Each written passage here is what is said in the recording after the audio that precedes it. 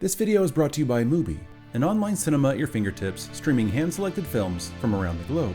Start your 1-month free trial right now by going to mubi.com/entertaintheelk.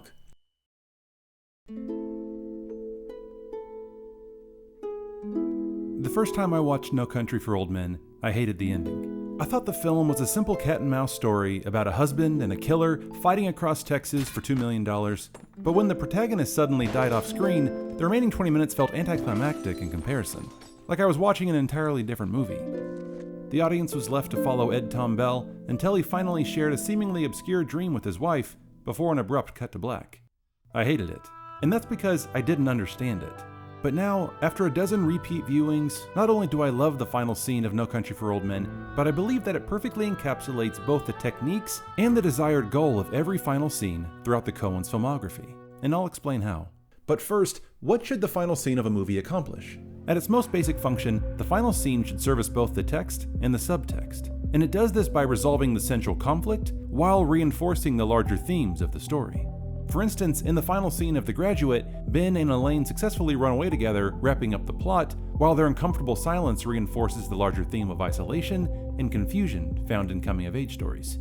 In the final scene of High Noon, Marshall Kane saves the day, while also reinforcing the cynicism of heroism as he drops his sheriff's badge into the dirt. And in the final scene of Chinatown, J.J. Giddey's investigation is closed, while at the same time reinforcing the corruption of the American dream. Forget it, Jake, it's Chinatown. The final scene of a movie should be a microcosm for the larger story as a whole. It reminds the audience what the entire story is really about, and gives them something to wrestle with seconds, days, months, and years after the eventual fade to black. Here's how John Truby puts it in his book, The Anatomy of Story. Chekhov said that the last 90 seconds are the most important of any play. That's because the final scene is the ultimate convergent point of the story.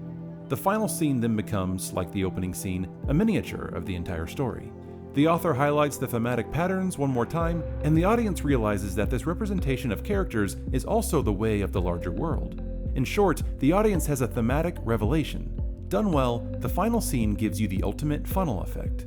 The key word or line at the end sets off a huge explosion in the hearts and minds of the audience and resonates long after the story is over. Now let's take a look at final scenes throughout the Coen Brothers filmography and see how they're able to effectively resolve the text and reinforce the subtext by making their final scenes both bookends and abstract. First, bookends. The bookends technique is a writing device where the author begins and ends the story in a similar fashion. These mirror elements help bring the character's journey full circle by putting them in a similar situation or conflict, and by doing so, reveals the character's change and growth. These elements can be visual, such as an item or a location. In Burn After Reading, it's the confined offices at the CIA headquarters where confusion and absurd misunderstandings perfectly bookend the story. What the fuck is this? What the fuck is this? Wait. Yes, sir. Okay. These mirror elements can be auditory as well. It's music that perfectly bookends Oh Brother Where Art Thou and Inside Llewyn Davis. The song of the Chain Gang at the beginning and Everett's Daughters at the end conveys Everett's harrowing journey from prison back to his family. Oh, come, angel band. Hang me, oh, hang me.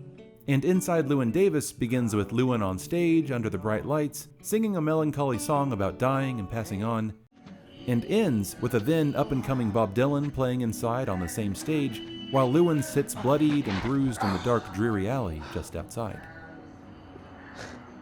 But I think the Coen's favorite way to audibly bookend their films is through the use of narration.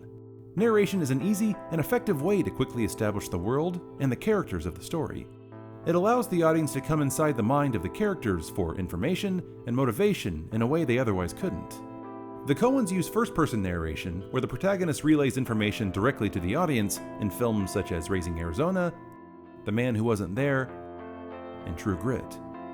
They also use third-person narration, where an unspecified entity outside the world of the story helps relay information to the audience.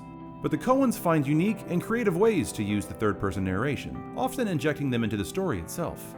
The HUDSUCKER PROXY is narrated by Moses, the man in the clock tower with seemingly divine powers. The Big Lebowski drops its narrator into the world of the story, even interacting with the protagonist before readdressing the audience.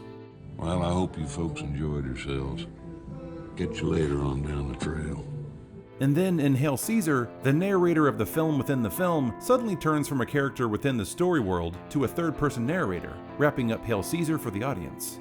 This is just one of the many ways the Coen brothers constantly buck the trends and cliches of Hollywood and challenge their audience. Another way they do this is by making a number of their final scenes abstract. Where most filmmakers might use the final scene of the movie to tie up all the loose ends with a neat little bow and a hero riding off into the sunset, the Coens instead use their final scenes to cement the tone and theme and to breathe life into the world of the story. In Fargo, all the plot lines have been resolved, but there's an additional scene where the Gundersons discuss stamps while in bed. It might feel like an anticlimactic ending that doesn't have anything to do with the major plot, but this scene perfectly reinforces the dark comedic tone of the film and makes these characters feel like flesh and blood people. The world doesn't just end with the plot resolution, but instead, this world exists long after. 2 more months. 2 more months. In a similar way, Blood Simple, Barton Fink, The Ladykillers, and A Serious Man all contain abstract endings that exist past the resolution. And it's not only because some of them push past the plot resolution, but because they force the audience to wrestle with the entire story as they search for answers.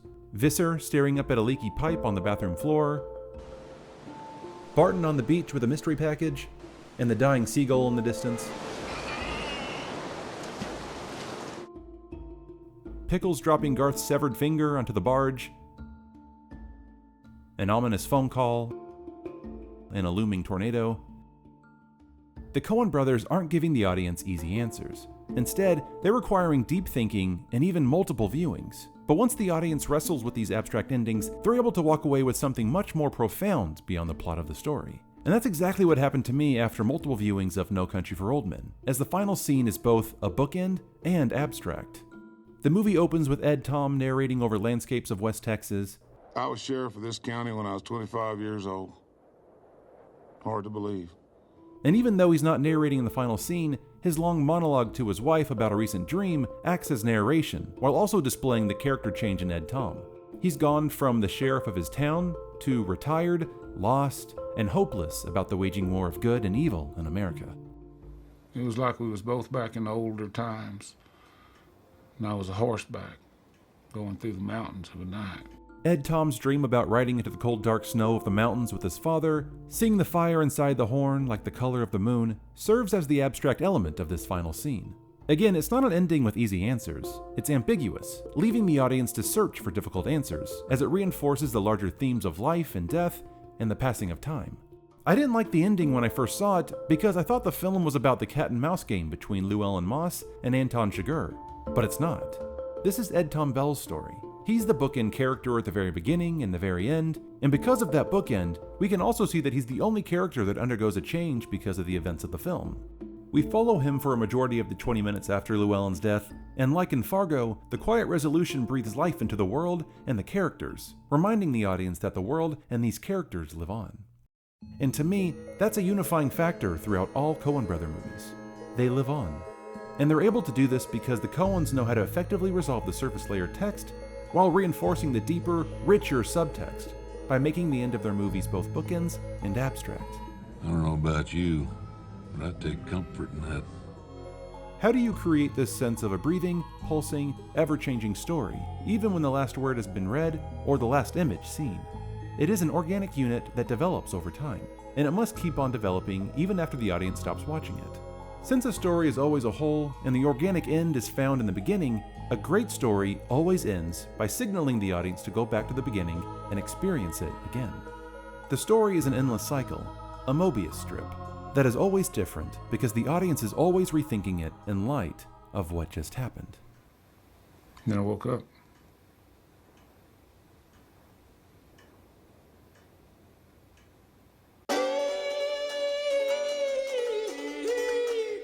The Coen brothers have definitely influenced me with my creative work, but I'm always searching for the classic films that influenced my favorite directors. But they're not always easy to find, which is why I love Mubi.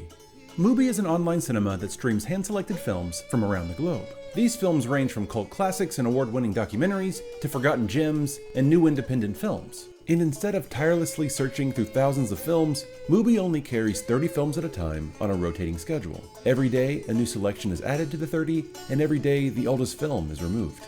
Finally, a simple service for people who love cinema. Start your 1-month free trial right now by going to mubi.com/entertaintheelk. Thanks everyone so much for watching. I really hope you enjoyed this video. If you did, please like it. Leave me a comment below telling me your favorite Coen Brothers movie and share it with your friends. If you're new to this channel, Tuesday is new video day here on Entertain the Elk, so make sure you subscribe below. That way you can watch all the new content whenever it drops. Thanks again guys, and I'll see you all next time.